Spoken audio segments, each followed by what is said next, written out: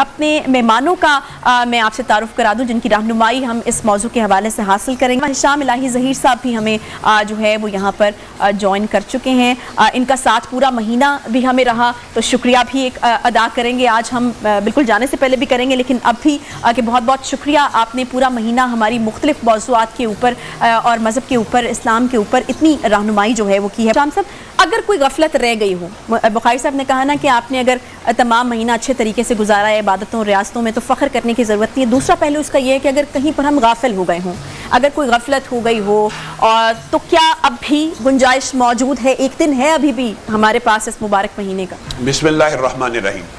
عائشہ بہن، اصل میں بات یہ ہے کہ اللہ رب العزت نے کلام حمید میں اس بات کو واضح طور پر ارشاد فرما دیا، فَسَبِّحْ بِحَمْدِ رَبِّكَ وَكُن مِّنَ السَّاجِدِينَ وَاعْبُدْ رَبَّكَ حَتَّى يَأْتِيَكَ الْيَقِينُ۔ جو رب رمضان کے اندر آپ کا رب تھا، وہ شوال میں بھی رب ہے، وہ محرم صفر ربیع الاول میں بھی ہے۔ وَقُم مِّنَ السَّاجِدِينَ کے بعد اللہ تعالیٰ نے کہا وَاعْبُدْ رَبَّكَ حَتَّى يَأْتِيَكَ الْيَقِينُ۔ رمضان آیا آپ کی ٹریننگ کے لیے، آپ کی اصلاح کے لیے۔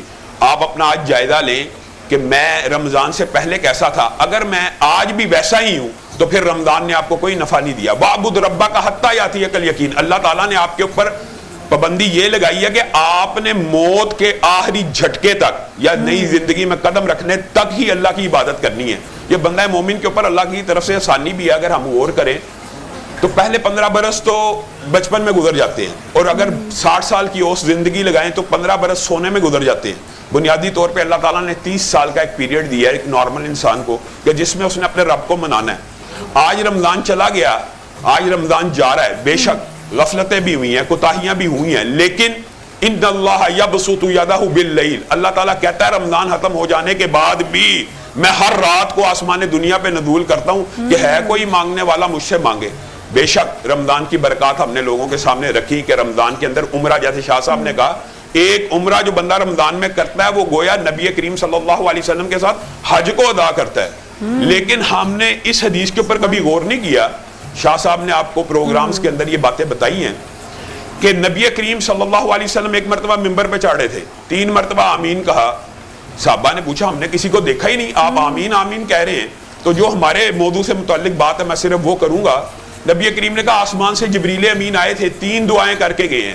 اب بتائیے جبریل امین کو اللہ ہی نے بھیجا ہے اور اللہ ہی نے دعا کے الفاظ سکھائے ہیں، انہ لقول رسول کریم ذی قوت عند ذی العرش مکین مطاع ثم امین۔ اردو محاورے میں اس کا ترجمہ یہ ہے اتنا مقرب فرشتہ ہے جو اللہ کا بھی ہمسایہ ہے، اور آ کے نبی کریم کے سامنے دعا کے الفاظ کہہ رہا ہے۔ تو اس دعا کی قبولیت میں کوئی شبہ ہو سکتا ہے کہ ایک رسول دعا کر رہا ہے، دوسرا پیغمبر جو رسولوں کا سردار ہے وہ آمین کہہ رہا ہے۔ اس میں ایک دعا یہ تھی کہ جس نے رمضان کا مہینہ پایا اور اپنے آپ کو جہنم سے آزاد نہ کروایا۔ آج 29 بار ہوتا ہے، آج احتساب کی کیفیت ہونی چاہیے کہ اگر یوم کتابت تقدیر کے دن میں یا سننے والوں میں سے کوئی جہنمی لکھا تھا، رمضان کا پورا مہینہ پا لیا ہے، اپنے آپ کو جہنم سے آزاد کروایا کہ نہیں؟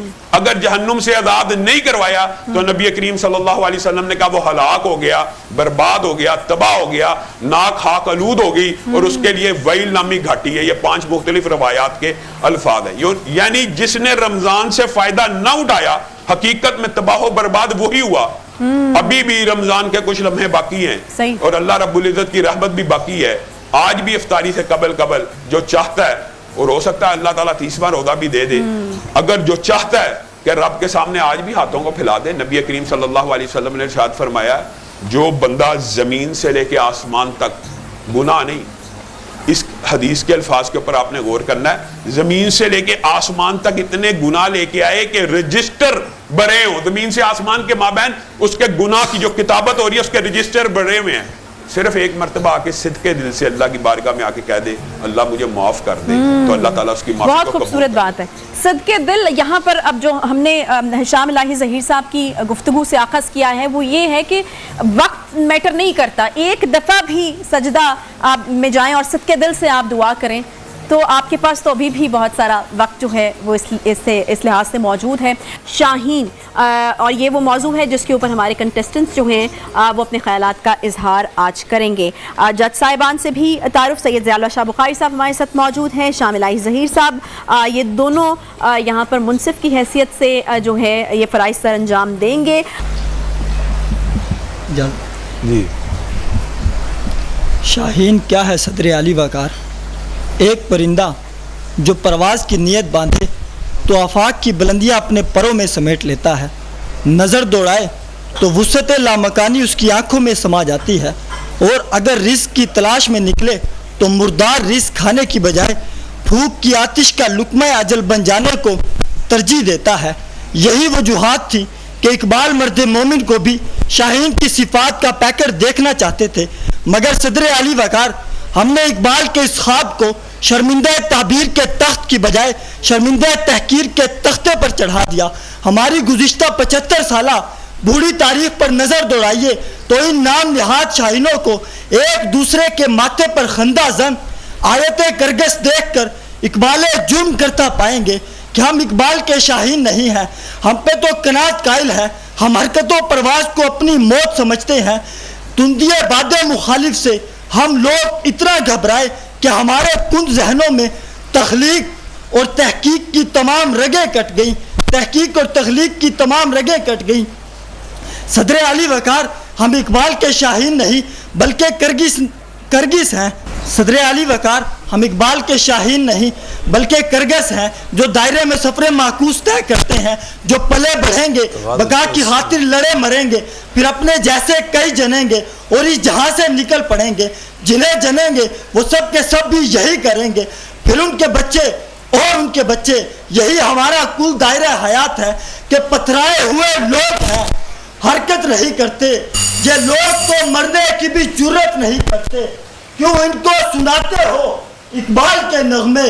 کشکول نما ہاتھ بغاوت نہیں کرتے. صدر علی وقار اب ضرورت اس امر کی ہے کہ ہم سب اپنے تاریخ ماضی سے سبق سیکھتے ہوئے اقبال کے شرمندہ تعبیر ہوئے خواب کو شرمندہ تعبیر کریں اور ایک حقیقی پہچان دیں. آپ کی سماعتیں ہیں. بہت شکریہ. حمزہ اکرم بہاؤدین زکریا یونیورسٹی ملتان سے اپنے خیالات کا اظہار کر چکے ہیں. Sumaiya government Islamia college for women, آ جائیے. جس دور میں نوجوان حقیقت سے ناآشنا ہاتھ پہ ہاتھ دھرے منتظر فردا منزل سے پرے نامعلوم راستوں کے مسافر ہوں، تو ایسے دور میں اقبال کا شاہین جیسے موضوع کا انتخاب کرنے والی سوچ کو میرا سلام. صدر علی وقار ڈاکٹر علامہ محمد اقبال کے نزدیک نوجوانوں کا صفاتی نام شاہین ہے، اور شاہین استعارہ ہے نوجوانوں کا. اور اقبال کا شاہین وہ ہے جس کی ایک ہی اڑان کرگس کی 100 اڑانوں پہ ہو بھاری، جس کی عقابی نظر بھانپ لے دشمن کی ہر چال اور مکاری، جس کی اڑان پہ لرزہ ہو زمین اور دشمن پہ ہیبت ہو تاری، جو دشمن کے آگے سیسا پلائی ہوئی دیوار بن کر کھڑا رہے، اور جس کی ایک ایک سانس ہو دھرتی پہ واری، جس کا شباب ہو بے داغ اور ضرب ہو کاری، جو امہ کے لیے فرقہ واریت کو جانے ایک بیماری، جس کے نزدیک انتشار کی نہ باتیں ہوں نہ ذاتیں، نہ آپس میں تکرار نہ ہماری نہ تمہاری. اور اقبال کا شاہین تو وہ ہے جو یہ سمجھے کہ منفعت ایک ہے اس قوم کی، نقصان بھی ایک ہی سب کا نبی، دین بھی قرآن بھی ایک. صدر علی وقار آج میں اس معزز ایوان سے اقبال کا یہ پیغام شاہینوں تک پہنچاتے ہوئے اجازت چاہوں گی. شاہینوں کے لیے اقبال کا پیغام جھپٹ کر پلٹتے ہوئے اور پلٹ کر جھپٹتے ہوئے لہو کو گرمانا ہے. تقدیر اور بس تقدیر کے راگ الاپنے کی بجائے اپنی تقدیر آپ بنانا ہے. پختہ ارادوں کے ساتھ تلاطم خیز موجوں سے ٹکرانا ہے. اور اقبال کا پیغام نوجوانوں کے لیے قصر سلطانی کا گنبد نہیں بلکہ پہاڑوں کی چٹانیں اس کا ٹھکانہ ہے. اور اقبال کا پیغام خودی کی پاسداری کرتے ہوئے غریبی میں نام کمانا ہے کہ دیار عشق میں اپنا مقام پیدا کر، نیا زمانہ نئے صبح و شام پیدا کر. میرا طریق امیری نہیں فقیری ہے، خود ہی نہ بیچ غریبی میں نام پیدا کر، خود ہی نہ بیچ غریبی میں نام پیدا کر. ویری گڈ، زبردست. नवीद हुसैन साहब, आ जाइए। सरगोदा यूनिवर्सिटी से आपका ताल्लुक़ है, 2.5 मिनट आपके पास अपने ख्यालात का इजहार करने के लिए। नहीं तेरा निशेमन कसरे सुल्तानी के गुंबद पर, तू शाही है बसेरा कार पहाड़ों की चट्टानों में। जनाब सदर, आज मेरी तकरीर का उन्वान इकबाल का शाहीन है। इकबाल के नज़दीक शाहीन की वही अहमियत है जो किड्स के लिए बुलबुल और शैले के लिए स्काईलार्क की थी। जनाब अली वकार, इकबाल का शाहीन वो है जो अपनी दूर अंदेशी और खलवत पसंदी की वजह से हर आने वाली मुश्किल को भांप लेता है। इकबाल का शाहीन वो है जो हार तो सकता है मगर कभी तर्क नहीं करता। इकबाल का शाहीन वो है जो अपनी पुख्ता अज़म और अटल नज़रिए की वजह से अपने मकासद की तकमील करता है और कभी ज़माने में सिपाही मकबूल हुसैन और कभी डॉक्टर अब्दुल कदीर बनकर उभरता है। लेकिन जनाब सदर, अफसोस सद अफसोस, आज वही शाहीन करगस का रूप धार चुका है। पलट झपट कर वार करने वाला आज खुद वार की जद में आ गया है। भेड़िए की तरह शिकार करने वाला आज खुद शिकार बन गया है। आसमानों की बुलंदियों में प्रवास करने वाला आज अपने परों को खो चुका है। हाँ, वही नौजवान जिसने उम्मते मुसलमान की रहनुमाई करनी थी आज सुस्तियों काहली का शिकार बन के रह गया है। जनाब सदर, मुझे ये कहना पड़ेगा, इकबाल के शाहीन के बारे में मुझे ये कहना पड़ेगा, है दोनों की परवाज़ इसी एक फ़ज़ा में, करगस का जहां और है शाहीन का जहां और। जनाब सदर, सवाल ये है कि आज का नौजवान इकबाल का शाहीन कहलाने का हकदार है या नहीं, तो मैं कहूँगा बिल्कुल नहीं। रिश्वत भी लेता है और खुदा से डरता भी नहीं। रिश्वत भी लेता है, खुदा से डरता भी नहीं।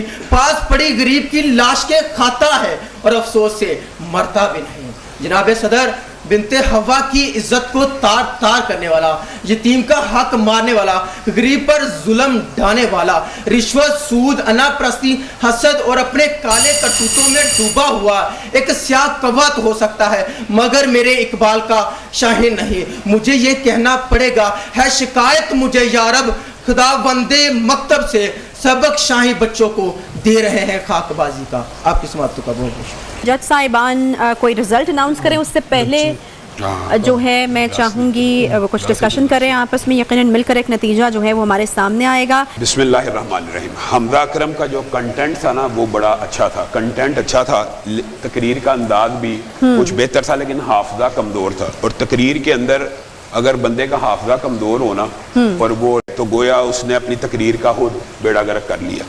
कंटेंट बहुत अच्छा था, अंदाज भी कुछ बेहतर था, लेकिन हाफजे के अंदर काफ़ी ज़्यादा कमज़ोरी थी। सही है। और सुमैया के बारे में तो मैं ये कहूँगा कि कंटेंट बहुत उम्दा था, तकरीर का अंदाज भी बहुत उम्दा था, हाफजा बेहतरीन था। लेकिन जो सबसे बड़ी खूबी की बात है ना वो ये है कि इन्होंने इकबाल के शाहीन के जो मौदू है ना उसका इदराक इनके अंदर मौजूद है कि इकबाल का शाहीन है क्या, उस मौदू का मुकम्मल इदराक होना ये आज नौजवान नस्ल में बड़ी ज़रूरी है और हम ये समझते हैं। और शाह साहब भी इंशाअल्लाह इस बात से मुत्तफिक हैं। सुमैया बहन ने पूरा जो मौदू है ना उसका अहाता किया इकबाल ही की शायरी के अंदर से। इकबाल ने जो कहा है उसका अहाता उन्होंने किया, तो मेरी नज़र में तो वो बगैर अनाउंसमेंट के सबसे बेहतर उन्होंने तकरीर की है। अच्छा, यानी ये आपका फैसला। हाँ। नवीद हुसैन के बारे में भी आप बता दीजिए, फिर मैं नवीद भाई की जो है ना तकरीर का अंदाज वो बेहतर है, लेकिन तलफ़ुज़ जो है ना वो बहुत ज़्यादा कमज़ोर है, लफ्ज़ों की अदायगी कमज़ोर है। दूसरी बात यह जो उन्होंने 1-2 शार पढ़े हैं वो भी गलत पढ़े। अच्छा, यानी उनको उसके अंदर भी मेहनत करने की ज़रूरत है बुनियादी तौर पे। फिर भी मैं ये समझता हूँ कि इतने बड़े असल में स्टेज के ऊपर आके कई मरतबा जब हम छोटे होते थे तकरीर करने वक्त हमारी भी टांगें कांप रही होती थी, तो शायद इस चीज़ के प्रेशर की वजह से वो हमारे पहले भाई भूल गए हैं। और दूसरे भाई की जो गलतियां हैं ना वो तलफ़ुज़ की भी मौजूद है, लफ्ज़ों की अदायगी की गलतियां भी मौजूद हैं। लेकिन सबसे बड़ा जो हामी है वो इनका कंटेंट बहुत कमज़ोर था। अच्छा, कंटेंट में कोई चीज़ ही नहीं थी। ठीक, यानी इकबाल के शहीद ये शाम इलाही ज़हीर साहब की जजमेंट थी हमारे तीनों कंटेस्टेंट्स के हवाले से। कि यकीनन नबी करीम अलैहिस्सलाम की अगर आप तालीम पे गौर करें तो आपने जहाँ भी हकूकुल्लाह की बात की है तो साथ ही हकूकुल्लाह के साथ हकूकुल इबाद की बात की। हज़रत अबू मूसा अशरी रज़ी अल्लाह तआला अन्हु और हज़रत मुआज़ इब्न जबल रज़ी अल्लाह तआला अन्हु दोनों को आपने यमन की तरफ मुअल्लिम बनाकर भेजा और दोनों को बुनियादी जो तालीम इरशाद फरमाई वो क़यामत तक के लिए उम्मत के लिए दर्स और सबक है। आप फरमाते इत्तक़िल्लाह हैसुमा कुंत, जहाँ भी तुमने रहना है خلوت ہو چاہے جلوت ہو، تم ناراضگی کی کیفیت میں ہو چاہے خوشی کی حالت میں ہو، اللہ کے تقوی کا دامن تم نے نہیں چھوڑنا. تو یہ حقوق اللہ، اور ساتھ ہی آپ نے حقوق العباد کو ان الفاظ سے بیان فرمایا وَخَالِقِ النَّاسِ بِخُلُقٍ حَسَنٍ. اللہ کے بندوں کے ساتھ جب بھی تم نے معاملہ کرنا ہے تو وہ اچھے اخلاق کے ساتھ کرنا ہے. رمضان کی آمد سے 6 ماہ قبل اللہ کے حضور دعائیں کرنا شروع کر دیتے تھے کہ اللہ تعالیٰ ہمیں رمضان کی نعمت نصیب فرما. اور جب رمضان ختم ہوتا تھا تو اللہ کی بارگاہ میں روتے تھے کہ اللہ تعالیٰ زندگی میں ایک رمضان کا موقع اور دے دی. اور اس بات کی تصدیق ایک بہت بڑی حدیث سے ہوتی ہے. طلحہ بن عبید اللہ نے رسول اللہ صلی اللہ علیہ وسلم کے پاس آ کے ایک واقعہ بیان کیا تھا جس کا پس منظر یہ ہے کہ طلحہ بن عبید اللہ بیان کرتے ہیں میں نے 2 صحابہ کو ایک ہی دن اسلام کو قبول کرتے ہوئے پایا. ایک ہی دن اسلام قبول کیا. ایک صحابی بہت زیادہ عبادت گزار بن گیا اور اللہ کے راستے میں شہید ہو گیا، اور دوسرے نے کم عبادت کی اور 1 سال بعد طبی موت فوت ہو گیا. اب طلحہ کہتے ہیں میں نے خواب دیکھی کہ جو طبی موت فوت ہوئے ہیں 1 سال کے بعد طبی موت فوت ہوئے ہیں ان کا درجہ جنت میں 1 درجہ اس سے زیادہ جو شہید ہوئے. تو نبی کریم صلی اللہ علیہ وسلم کی بارگاہ میں آ کے پیش ہوئے کہ اللہ کے رسول یہ کیسے ممکن ہے، ایک شہید کا درجہ آپ بیان کرتے ہیں اور ایک عبادت گزار تھا اس کا ایک درجہ جنت میں کم کیسے ہے؟ تو نبی کریم صلی اللہ علیہ وسلم نے اس خواب کی تعبیر بیان کرتے ہوئے صرف 2 باتیں کی تھی. کیا وہ جو طبی موت فوت ہوا چاہے کم عبادت گزار تھا، کیا اس کی زندگی میں 1 رمضان زیادہ نہیں تھا آیا؟ کیا اس نے 1 سال زیادہ نمازوں کو ادا نہیں تھا کیا؟ صحیح حدیث ہے. اگر رمضان نے ہمارے اندر اس طرح کا تغیر اور تبدل بپا کیا ہے تو ہم نے رمضان کے فلسفے کو پا لیا ہے. شاہ ملائی صاحب نے یہ جو 2-3 واقعات بتائے ہیں ان سے ہم بڑے وضاحت سے انہوں نے اس چیز کو بیان کر دیا ہے کہ رمضان کی اہمیت کیا ہے.